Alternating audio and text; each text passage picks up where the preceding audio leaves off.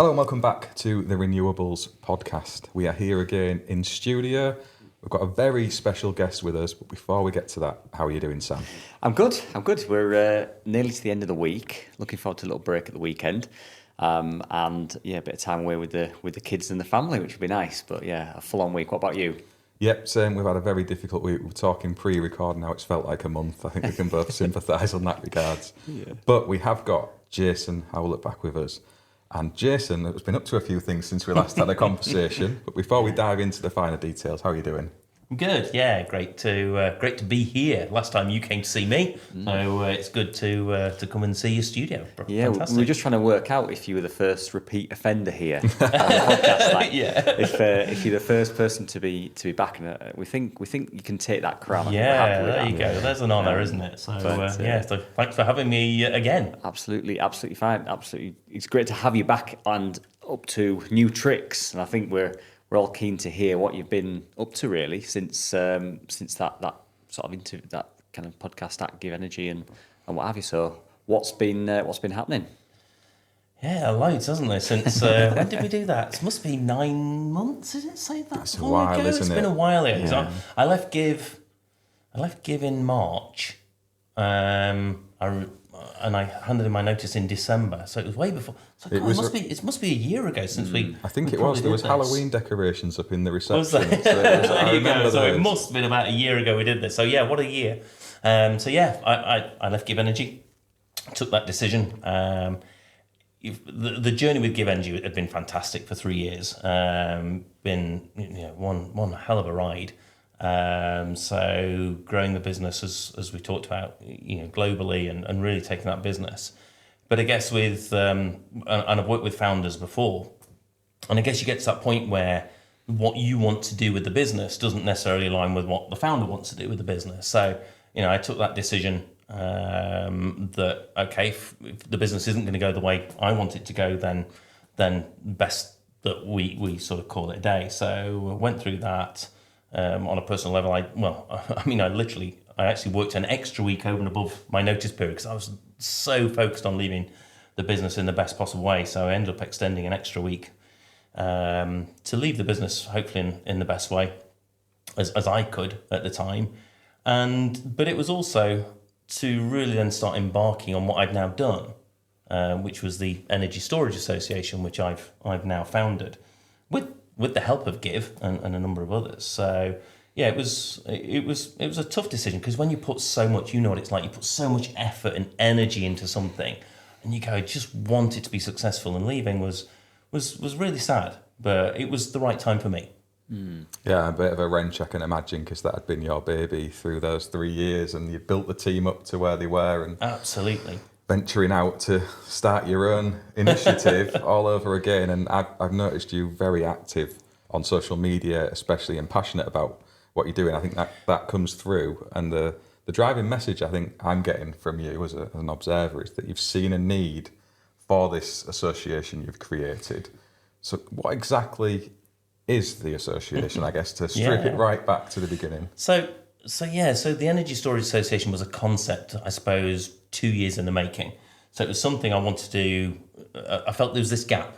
We, as a country, we've become obsessed by generation of renewable energy. More wind power, more solar, more renewables, more everything, which is absolutely fantastic. But we were heading down that same path that Australia's already found, that we produce too much energy. So we know we've already spent £1 billion this year with energy curtailment, switching off wind turbines, and that's one of the big criticisms, isn't it? People say, wind turbines aren't going, it's a windy day and the wind turbines aren't going. Yeah, because we're paying them to switch them off. So I think it's one of those real interesting side of things that we go, we can't just keep putting energy in and renewable energy into places the grid can't cope. So we've got to be smarter in how we do it. We know that you cannot have variable generation and consistent demand and think that's just going to work. We've got to have a means of storing that energy. And there was just nobody really promoting the storage element into all of this. And I'd approached other trade bodies. I'd really, when I was at Give Energy, and really pushed people to take storage seriously. And I just felt it wasn't happening. And I spoke to 2 or 3, and they were all focused on their own little elements. And it became one of those areas where I go, well, I'm just going to have to do it myself.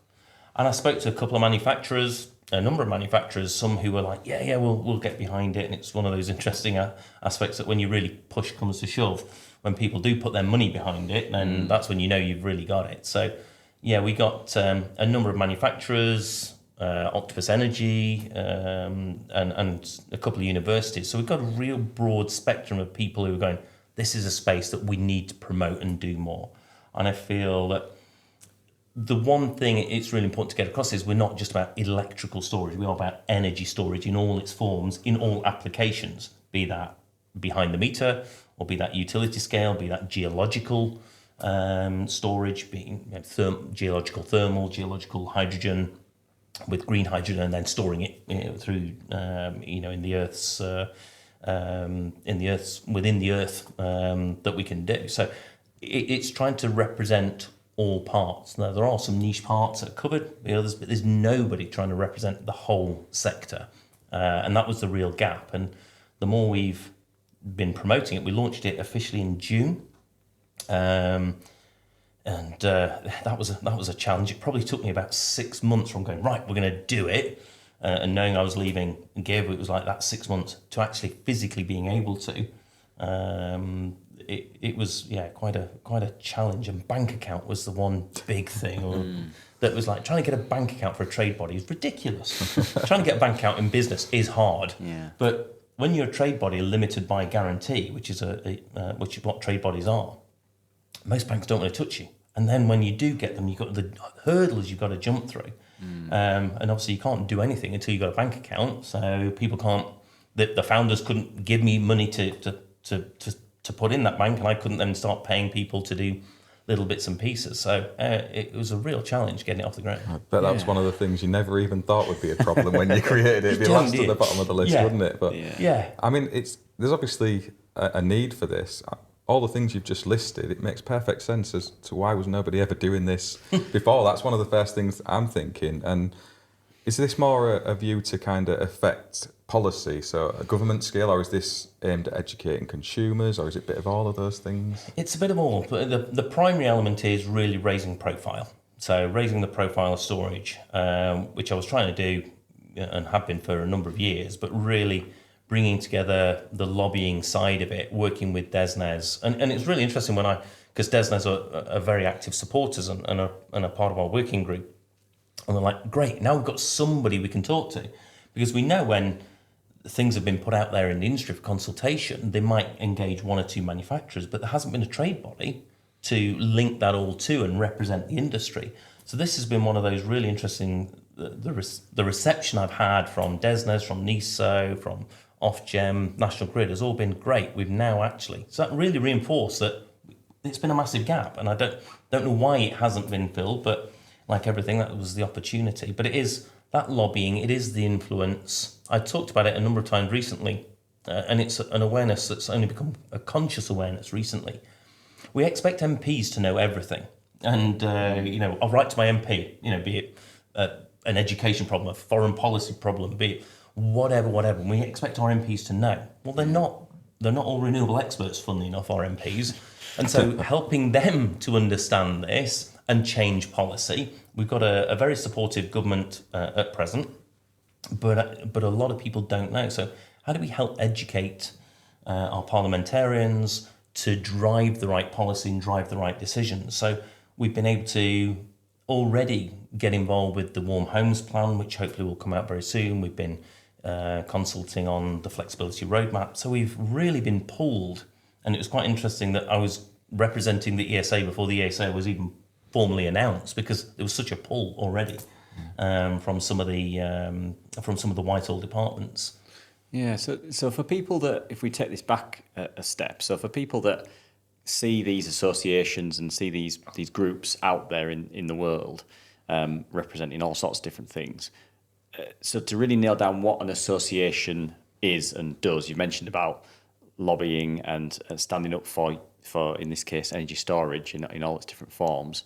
It's really is it mainly to like orchestrate those conversations and bring installers and manufacturers' views to government and people that can instruct that change, or is that kind of how you would define an association in this form? It's raising profile. It's helping define policy and set policy and the future direction for the government.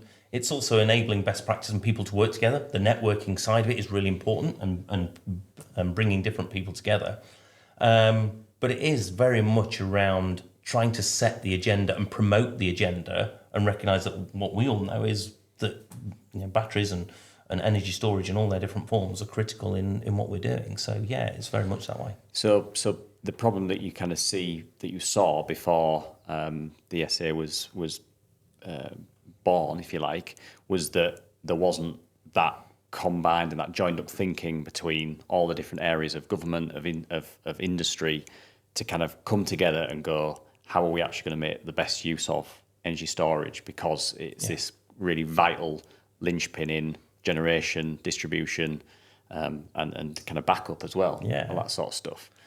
Okay, no, that's cool. And yeah, like you were saying, Mark, I think it's interesting that hasn't been done before by these other associations that are already in that renewable space. And when you said that, Mark, I was kind of thinking, I wonder if that's just because everything moves so quickly, and it's just before you know it, we've gone from lead acid that is kind of just there as a, it was there because it came out of vehicles and what have you, moving over to lithium, and how quickly that progressed, where actually the speed of all of that can just outpace the adaptation of these industries these associations that we've already got. We're going to interrupt today's show to talk about a new product from Proteus, the sponsors of our lovely little home here on the Renewables Podcast, and this is a Type B RCBO in single module format.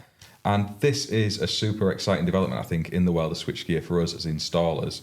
This is 10 kA rated and bi-directional with all the right markings and logos on. I'm going to pass this over to my co-host Sam for him to have a look at. See what you make of that, mate. Yeah, it's. I actually dug out in the unit where it's just next door to where we sat now, an older Proteus RCBO. This is a Type A, and it's a 6 kA one, and the difference in the size is next to nothing. So this is the older one here, and this is the new one. So it's basically the same size, but this is a Type B, and we know there's a lot more that goes into a Type B RCBO than does a Type AC. So it just shows the progression there that Proteus are on, and trying to save us space in these DBs by literally having next to no height difference on the two products. I know, I mean, the Type B normally would be a couple of modules wide at least, probably more, and they've got it all into one single space is incredible. And I know from speaking with a contractor over on DMs who'd had his MCS assessment recently, was saying that the assessor had said he should have a Type B RCBO feeding into his battery storage system, which is outdoors, which is interesting. So I think we're going to see the growth in application of these things, and it's just nice to see the range of stuff Proteus have got out there for us as installers. And there'll be a link in the description alongside wherever you're watching or listening to this to go off and check that out. Let's jump back to the chat. But I think and that's why it's trying to understand the technology, Sam, and I think it's a really important point because, and I've actually talked about this, if you think of lithium ion, it's almost probably beyond its peak now of technology. We're already thinking beyond lithium batteries with sodium cells and other aspects, solid state batteries, flow batteries. So having those representations within the trade bodies now, there's other technologies that are going beyond lithium already. So it's been a really interesting one, and I was involved in a discussion just yesterday. We shouldn't be necessarily thinking about how do we build in this country lithium cell production. We should be thinking what's beyond that, because it's a technology. By the time this country ever gets around to doing something, it's a dead technology. Yeah. Like I say, I think in my own personal view, we've kind of peaked in lithium already. So yes, it is moving, and we don't know what will come next. I think there's really interesting developments in solid state and like say vanadium flow. There's a number of different people looking at it. High density pump storage. There's a whole range of different technologies that are coming, both long duration and short duration, that need that support and need that development as a sector, because we know the ability to store energy when it's in excess is vitally important, to release it when it's in shortage. Yeah, I think getting that expertise in front of policymakers is so important, and it's difficult when you're looking from the government side of things if you've got manufacturers approaching you, because you can think, well, they just have to sell in more of their stuff. But when you've got an association and a collective, and then there's somebody heading it up like yourself, Jason, who's got all that experience in the wholesale network and with the manufacturing side as well, Give Energy, it's exactly the right voices to have in those conversations, trying to get the policymakers to do what's in the best interests of the country and the taxpayers and the citizens, rather than taking their best guess at wanting to do something but not really knowing how to get that best value. So is that kind of where you see yourselves enabling taxpayers to get best value from all of this investment we're making in renewable technology?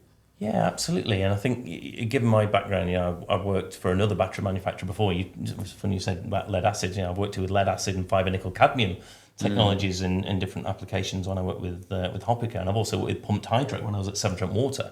So again, a range of technologies. So it's something I'm passionate around, something I really want to get behind as the industry and support the industry, as I've tried to do in sort of previous roles. So it really is in that way. Is there an aspect here as well which is going to help us as installers? Because we've spoken about these frustrations, Sam, where we have competing ecosystems that don't play nice together. So it could be we've got a customer that's got a Give Energy battery and we want to add in a Tesla with it. And currently, that's a really difficult thing to achieve. So is there some sort of batting around of these manufacturers to have some central protocol where consumers aren't faced in taking systems out to put bigger, newer systems in? Is that something? There is, yeah, and it's there's a few key pieces of legislation and piece of work ongoing at present which we're involved with. So the interoperability roadmap, which is very much about how devices play together and work together. So making sure they're all working on the same communication protocol.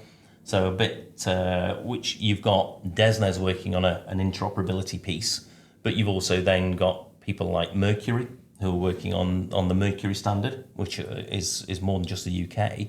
And then you've also got things like the Interoperability Alliance, the TEIA Alliance. So there's bits of work going on around the world that you bring this together. And the analogy that's, I think, is a real one we all understand is if something's Bluetooth enabled, it's just going to work. So if your phone is Bluetooth enabled, your speaker is Bluetooth enabled, you can connect it with anything else. And a speaker is probably a good example. If it's a Bluetooth enabled separate speaker, and it will, it will just work. You don't have to worry about what brand it is or anything else, it'll just work. So this is where the industry is going, and a proposal's been put forward already in development for EV chargers. The next stage that is currently being worked on both with within Mercury and DESNZ on the interoperability piece of legislation is batteries and storage, because it's vital. We all know they've got to work with the flexibility roadmap.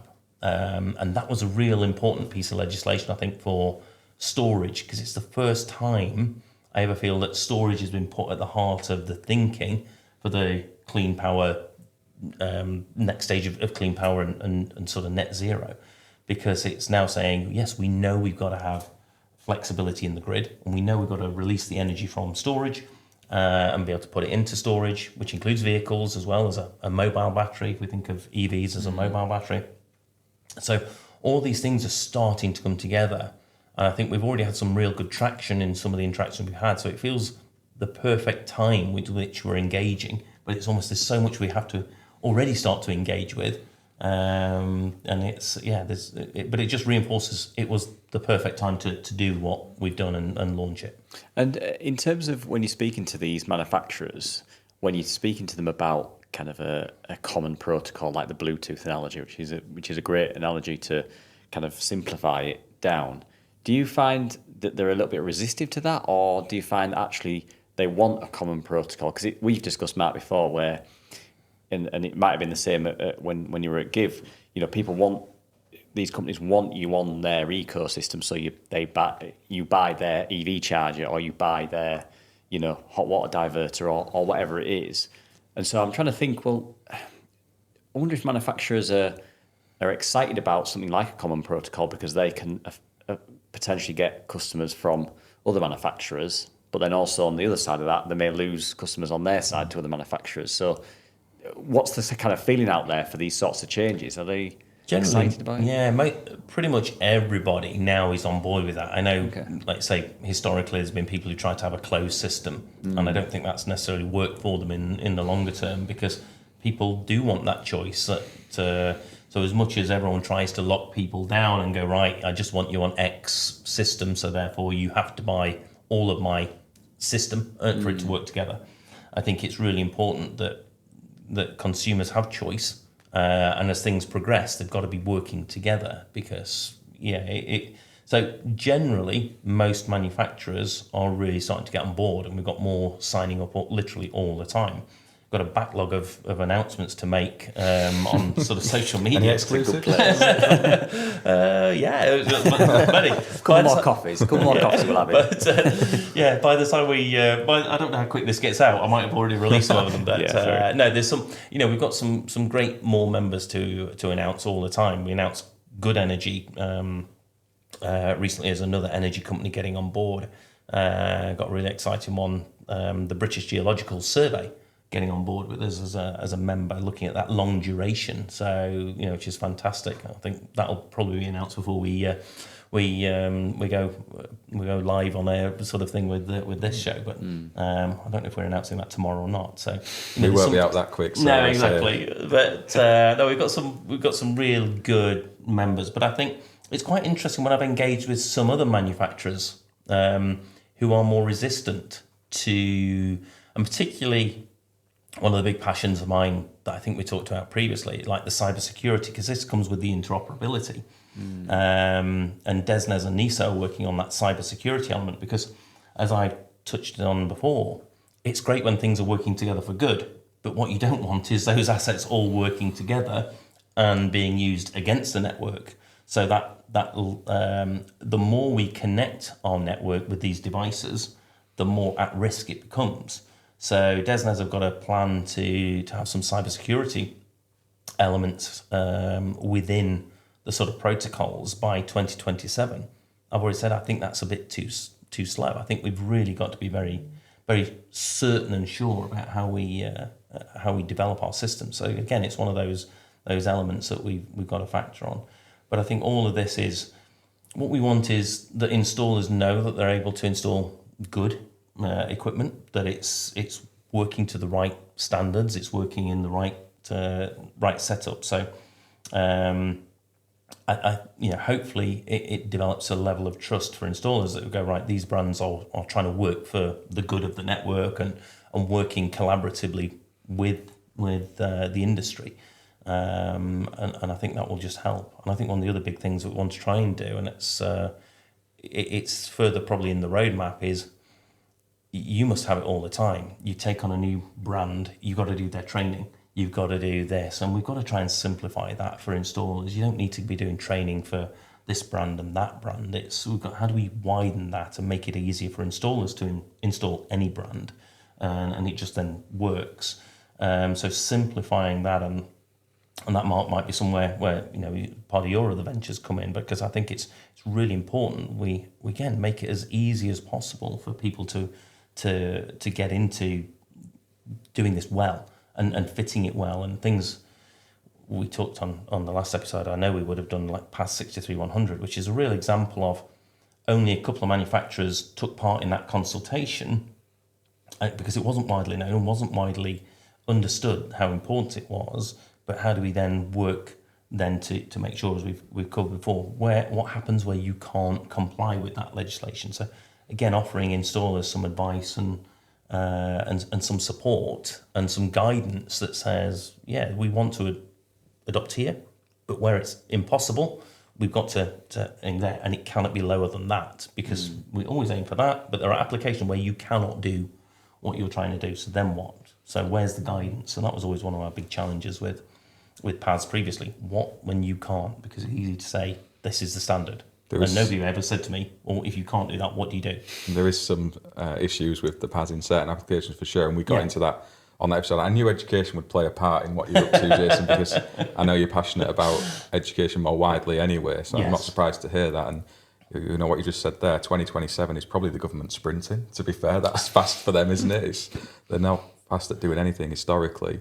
And it's really interesting to hear you aiming this towards installers as well as a resource for us, because we do have those common questions, don't we? Like, what's the application of this particular standard that's just coming out? Who's going to explain that to us? And the development of the PAS now, if that was to happen tomorrow, there's now a representation from that specific sector, a collective that can go into those discussions rather than just a couple of manufacturers. So there's probably a good utilisation of what you're putting forward in those kind of conversations in the future. So I think it's pretty exciting, to be fair, like what you've actually brought forward. It's all sounding really, really good. And is there kind of aims to bring forward developments of safety standards more widely? So potentially getting into conversations around even the wiring regulations and stuff, seats on JPL 64. I know. It's how far do you take How far it? do you go? Because there are those conversations happening, developing those standards right now that are affecting battery storage, and maybe not all of the right voices are in all of those conversations. So we launched in June. We've had a sort of founders board meeting. When was that? Sort of July, just before government recess. We got our next board meeting. So all the founder members put a member of the board together. We got Baroness Berger Luciana as our chair. So we got our second board meeting, and I proposed, because what I'm really trying to do is, as much as this is, I sort of founded this, and I also need to name check Mark Coyle, who was a real, I suppose, catalyst for this. So Mark was that sounds really bad, doesn't it? Yeah, he's a great guy. He's still with us. He's still with us. He's on holiday, but he's still with us. So Mark really was the person I wanted to form the ESA while I was at Give Energy, and I wanted him to be the CEO of this. Fantastic guy. So he's been really helping me. He's now actually at Good Energy, but staying involved with ESA on a voluntary basis, as everything's been done voluntary at the moment. So he's there, but we've talked about the work streams. So at the next board meeting in 2 weeks, middle of October, I want approving of the work streams, one of which is safety, because storage of batteries, we know insurers get very nervous. I don't know if there's, you store many batteries here in this facility, or you store them in your facility, but we know insurers get really jittery. It's like, oh, you're storing 10 batteries. It's you might as well tell them you've got a bomb in your warehouse. It's like, we can't insure you. You've got to put those somewhere else. And so manufacturers have this problem. Distributors have this problem. But it's kind of crazy. You can have an electric vehicle with a 100 kilowatt battery in it, but you can't put 100 kilowatts in the back of a van but without ADR coming into it. So we've got a mismatch of different elements. So safety is definitely going to be one of the work streams. The interoperability, cybersecurity is another one of those work streams that we're proposing. And long duration energy storage is probably another one. So we've got these sort of initial work streams then that we want to get these kicked off. So I want the board to approve those, because it's really important that I get all the board involved in this, rather than just being the Jason Howlett Trade Association, which is not good for anyone. So we need those going, and we've got representatives on the board with real expertise in that, and members now who've got real contributions to add. So we've got a number of distributors now signed up. So they have these challenges. They're all talking to me about these challenges with the safety side of things and storing them in their warehouses. There's so much that hinges on one sector of the renewables industry, isn't there? I often describe to my customers around the batteries are kind of now the keystone in these systems. I remember fitting solar, and people were like, "Oh, it'd be nice if I had a battery to store all of this power in," and you kind of laugh it off and go, "Oh yeah, one day." And we're actually at that point now where I've often explained it to people, where it's kind of, we started off in this industry as just generate it and get paid for it. Happy days. Don't even really need to use the power if you don't want. Just generate it and get paid from the fit payments. The next, we had the batteries come in, and it was all about, and the feed-in tariff left. And so therefore it was all about just using that power that you generate and getting your payback.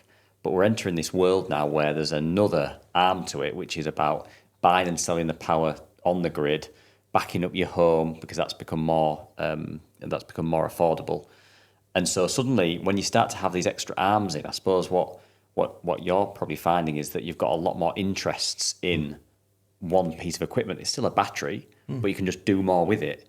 And so when you start to have all these extra interests in how you use it, where you put it, all these different things, how you insure your home, now you've got it, all this sort of stuff. And if you've got an EV there that you also want to drag power out of and into and everything, suddenly you actually do need something like the ESA to actually kind of go, right, everybody, come around this table. Let's have a chat about making sure that no one is just siloing customers into their own ecosystem potentially and locking them out from all this extra potential that we have, but also sticking up for installers that have been, maybe don't agree with some new legislation that's come out, and just trying to pull all those interests together to try and advise policy, manufacturers, installers, and everything. I think you're going to need about 50 or 60 other people. I know. Don't keep me awake at night. Do you know what's really interesting though, Sam, is I've had some interactions when I wear different hats, and people want independent advice too, because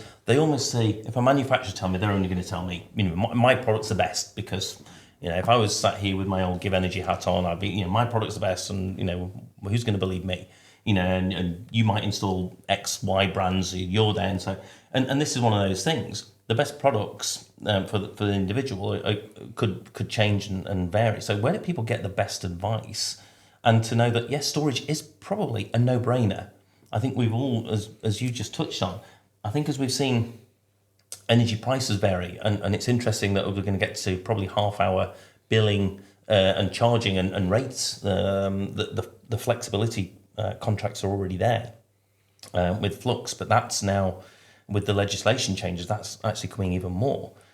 We're going to see different tariffs that really have every half hour a different charging structure. So that device, you don't want to be sat next to your phone, controlling it, right, charge now, discharge now. We're going to have to rely on more systems working together, like we talked about before, that optimize that for the consumer. Because just as you touched on, just generate the electricity, that's fine. We didn't have much. Now we're getting into that point of, when I first installed my batteries and solar system, it was very much maximizing self-consumption, because it's 4p export, 25p import, whatever it was. There was like no point in exporting it and then buying it back, exporting it 4p and buying back later at 5-6 o'clock at night when it's going dark at 25p.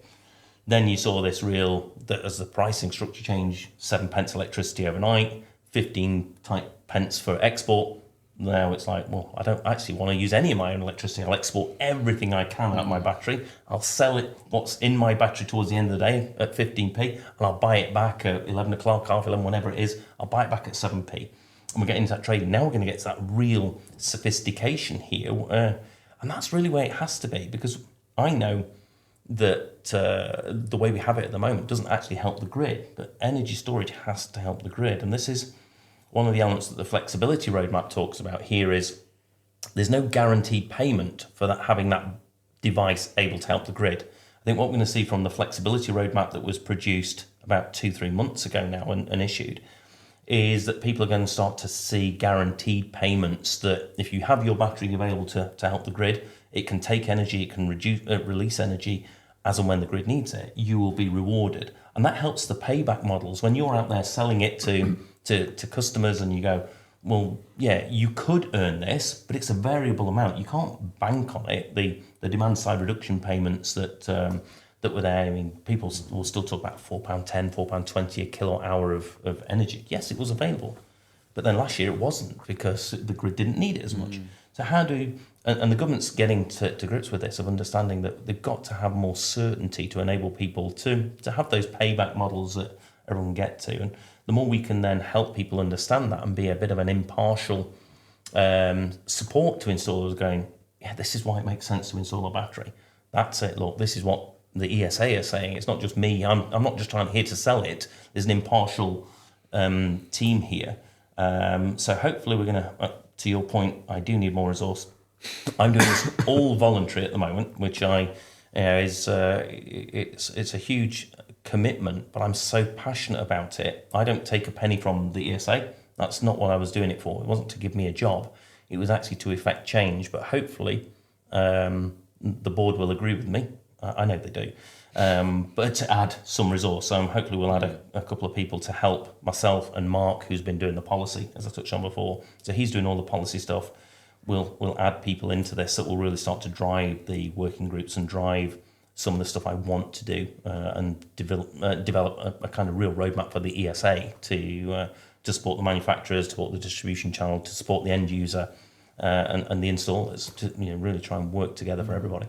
I think one of the interesting bits there that got my brain whirling as well, and I don't know if it did for you as well, Mark, but when you were talking about there about the guaranteed payments for sort of the demand side, response side of things, it'd be interesting if that depended on where you lived as well, because obviously some parts of the country are, just through conversations I have day to day, some parts, the backup side of things is so critical for them because they're getting voltage fluctuations, they're losing power and all this, and not even just in storms, just because the network is struggling as to where they are.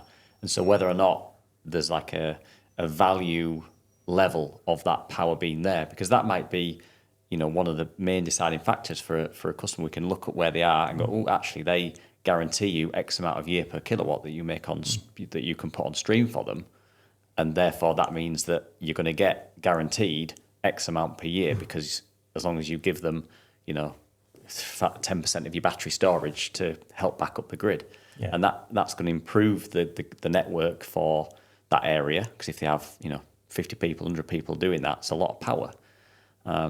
So yeah, it's an interesting one, and it's an area that us as installers, we don't really get any headspace to think about that. We're just in the day to day.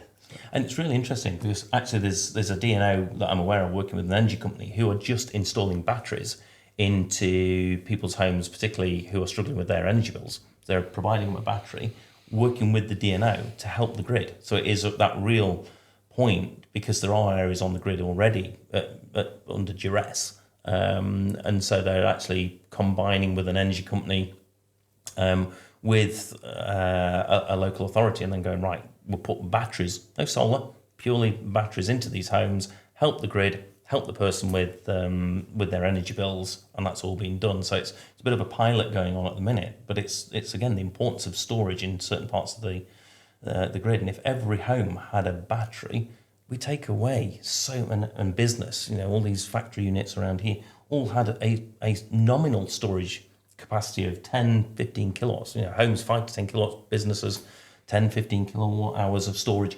The embedded storage in communities, you start to you don't have the big pressure of pushing everything onto the grid. It just makes so much more sense. And then you have the big reserves for long duration storage, pump storage, utility scale battery storage, and all the other elements that then go, right, these are our real big reservoirs of energy.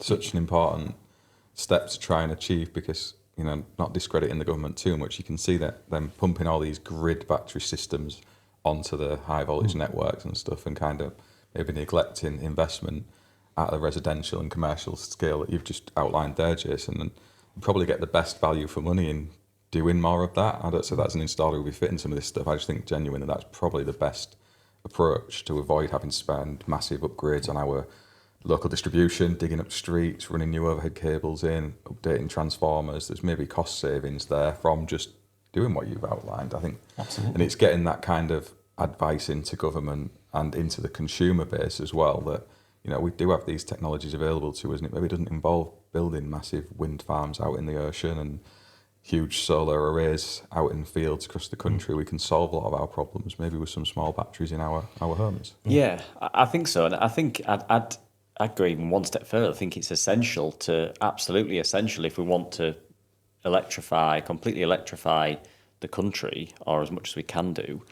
You can't rely on just having massive cables to every property and to every cul-de-sac and every estate and everything. It's kind of, we need to think around the problem a little bit and go, well, it's just going to cost us billions and billions to put 3-phase to every property, but if they're going to have an EV, all electric cooking and heating, as well as solar and battery and everything, the only way we can do this is if we actually connect these systems together and allow the network to work together with third-party pieces of equipment. Yeah. And what I took from from our last interview, Jason, was about the cybersecurity part. And I know you mentioned that again today, and that does then bring that back in, doesn't it? Because suddenly then you've connected everything. It's not just a big, like a Drax. It's not like we're asking to build a load more Drax power stations. We're actually putting these internet connected and controlled pieces of equipment in every house, every building like this, and then going, right, now all of that stuff play together nicely. And that does allow for malicious actors to maybe come in and manipulate that. We see all the hacks of like Jaguar Land Rover and all these other, was it Marks and Spencer's and all these other places, and you kind of think, and all the ones that don't get reported, and just have a little backhander to get all their data back, which will definitely be happening. And you kind of think, right, well, that's great that it's all going to be connected, but like you mentioned, we really need to get right from the start. If we're going to do that, how do we stop? How do we not have this happen? Because it isn't that we can't buy a brand new Jaguar, it's that it could turn this battery on for 100 homes and just pump at full rate back into the grid. And the more we disperse that, and if we have lots of small, but very a small number of very large storage systems of all the same technology, it doesn't take a lot to impact. If you've got millions of small batteries, it's a lot more difficult to coordinate something. And if you've got multiple different technologies and different supply chains and different routes into that, so if we've got pump storage, pumps and everything else is a very different supply chain to electrical batteries. Some of the the UK is pioneering some of the flow batteries there. So again, you've got UK supply chains involved. So the more we have a disparate, large-scale storage, I think is really, really important. And then a lot more dispersed home storage, I think is really, really important, because you just de-risk a lot of what's going on in the UK. And I think that's why it's really, really important. So homeowners and what you do as installers is really important, because the more batteries you can get out there as home batteries, the better it is for the grid and in security and actually operation. Yeah, the security side is really important. I think sometimes we're a bit suspicious of manufacturers when we see them siloing their technologies together, but they're probably really worried about that. And it's like, if we open this up through APIs or Bluetooth connectivity or whatever you're using, it's another route in via somebody else who maybe isn't on the ball as we are with that, and that can then enable access to their equipment to be used in unethical ways. Yeah. So there's two sides to that coin, isn't there? And I don't always fall on the conspiracy side as much as it's nice to think that the manufacturers are all out for themselves and point the finger at them. It's probably not the case. It's just the technology, and the consequence of it being hacked is quite severe for that individual home potentially, but more widely with the grid and towns going off power and offline because of bad actors out there.